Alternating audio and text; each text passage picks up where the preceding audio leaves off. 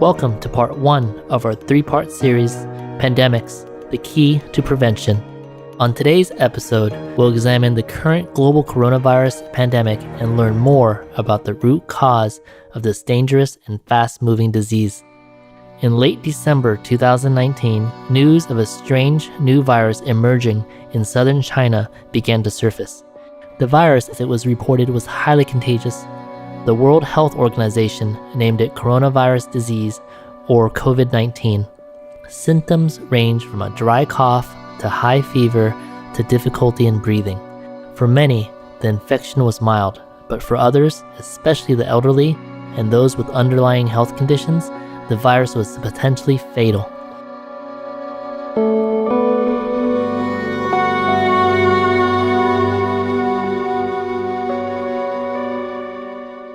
With the elasticity of the lungs being attacked, patients find it increasingly difficult to breathe, and death can be painful, similar to that experienced while slowly drowning. COVID-19 proved to be extremely contagious and spread like wildfire through China's massive population. The government took swift action, and other countries watched in dismay as China locked down entire cities in an effort to curb its spread. Millions of people were quarantined in their homes, allowed to leave only for food or medical supplies. Within days, new emergency hospitals were built. But despite these far-reaching efforts, it was already too late. Thousands of people from all around the world had visited China for Lunar New Year. As they returned home, other nations began reporting cases, and within 2 months, COVID-19 has spread around the globe. On March 11, 2020, Dr. Tedros Adhanom Ghebreyesus, the Director General of the World Health Organization, declared the virus to be a global pandemic, stating, "In the past 2 weeks, the number of cases of COVID-19 outside China has increased 13-fold, and the number of affected countries has tripled. In the days and weeks ahead, we expect to see the number of cases, the number of deaths, and the number of affected countries climb even higher. We are deeply concerned both by the alarming levels of spread and the severity. We have therefore made the assessment that COVID-19 can be characterized as a global pandemic." By early April 2020, COVID-19 has swept through 205 countries and territories, with 1.4 million confirmed cases and almost 75,000 deaths. The pandemic put much of the world on pause. Billions of people were self-quarantined for an indefinite period. Borders were closed, flights canceled. Schools, including those of New York City, the largest public school system in the world, were closed.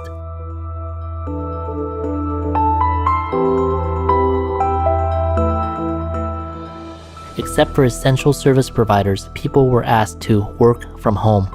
Hospitals operated beyond capacity, with many patients lying on the floor for lack of space. Retired doctors and nurses came out of retirement to help. At high risk to themselves, many of these heroic healthcare professionals also died. Desperate attempts were made to provide more hospital beds. For example, in the US, the Navy's 1,000-bed hospital ship, USNS Comfort, docked in New York City to provide beds for intensive care COVID-19 patients. Shortages of essential supplies dwindled, while scientists and medical researchers worked around the clock to develop a new vaccine to combat the virus. Within billions of hearts was an underlying sense of fear. People asked, "Why are we suffering through this virus? Where did it come from? How did it start?"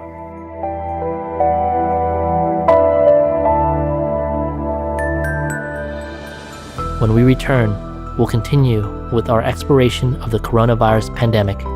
We'll be back after this message. Please stay tuned to Supreme Master Television.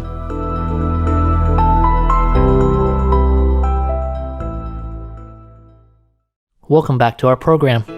How did the coronavirus or COVID-19 pandemic get started? What was its root cause? According to medical research, COVID-19 is a zoonotic disease, an infectious disease transmitted from animals to humans. It was traced to a so-called wet market in Wuhan, China. In this market, many different species of live sea and land animals were confined in cages or tubs of water stacked one on top of another, waiting to be slaughtered for human consumption. It is suspected that the COVID-19 virus originated in bats, was then transferred to pangolins or scaly anteaters, and finally to humans. While this scenario might sound random and highly unusual, it is, in fact, frighteningly common. Scientists have demonstrated that every pandemic the world has ever experienced over the past 100 years has originated from animals.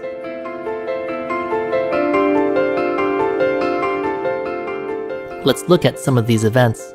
One of the most devastating pandemics in history was the influenza outbreak of 1918. Researchers concluded that the virus responsible for the pandemic was avian-based. It is believed to have started in the Western world, when an infected chicken, duck, or turkey was consumed by a human.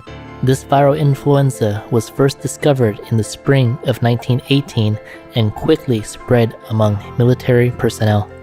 Its symptoms included a high fever and feeling of malaise. During the spring of 1918, the flu was mild. Most people suffered only minor discomfort. Few died, and after a couple of months, the virus appeared to be over. However, in the fall of 1918, the influenza returned, this time with a vengeance. The virus had mutated, and the new strain was not only highly contagious, but also extremely deadly. Those most vulnerable were the very young and the elderly, but surprisingly, so were those in the prime of life, young adults 25 to 35 years old, and death from the disease was excruciating. Those infected suddenly developed blistering fevers, nasal hemorrhaging, and pneumonia. They died by drowning in their own fluid-filled lungs. This pandemic decimated the world, affecting more than 500 million people, or 1/3 of the Earth's population, and worldwide, from 50 to 100 million people died. The 1918 influenza virus still exists today as the common flu. In 1957, a new influenza virus emerged in East Asia. Termed the Asian flu, or H2N2, this new virus was also avian-based. First reported in February 1957 in Singapore, it swept around the globe over the next year. By the end of 1958, it had claimed the lives of 1.1 million people. Then, in 1968, the next lethal influenza virus surfaced. First detected in Hong Kong, this new virus became known as the Hong Kong flu, or H3N2.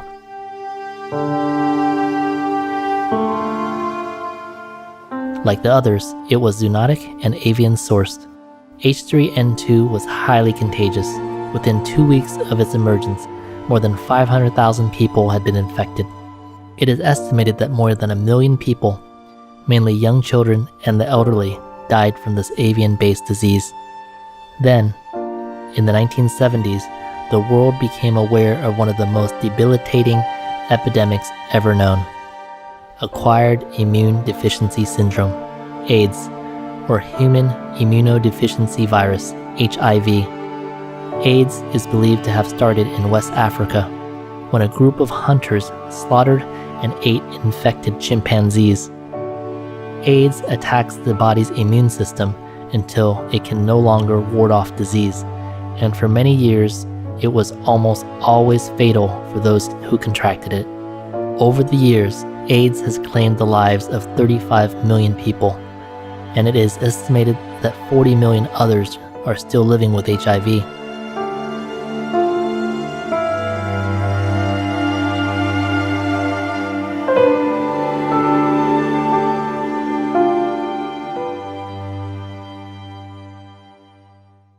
The next new deadly disease to surface was the Ebola virus, which was first discovered in 1976 in Sudan and the Democratic Republic of Congo, but this outbreak was thankfully brief.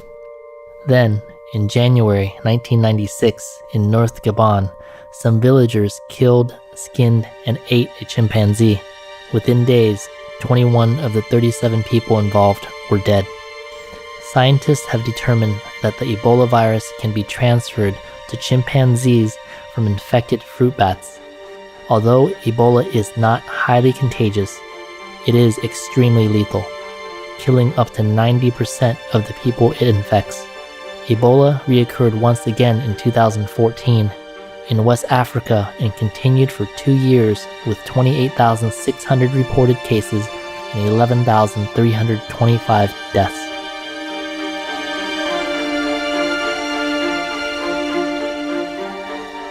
In 2003, severe acute respiratory syndrome, SARS, emerged as yet another global pandemic.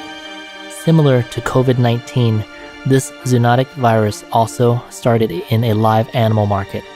SARS has been linked to civets, some of which were being sold in the market for human consumption. SARS had a high mortality rate, with 10% of those infected dying. Unfortunately, although the disease had already been transferred to humans, health officials ordered the slaughter of all civets in captivity, and approximately 4,000 of these innocent animals were killed.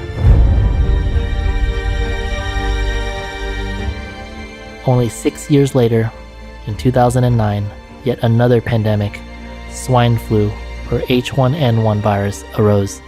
This pathogen was first discovered in the US among pigs living in crowded, filthy conditions on a factory farm. It was transferred to humans either through close contact or through consumption of infected pork. Over the next year, a possible 1.4 billion people were infected, and as many as 575,000 died, 80% of whom were under the age of 65. Unfortunately, in an attempt to prevent the spread of swine flu, countless pigs were also put to death. Millions of pigs were simply dumped into mass graves and buried alive. In 2012, another zoonotic virus called Middle East Respiratory Syndrome, MERS, was discovered in Saudi Arabia. This virus was first transferred from dromedary camels to humans, possibly through the drinking of raw camel milk or the consumption of camel meat. MERS is highly lethal, and approximately 35% of those infected die.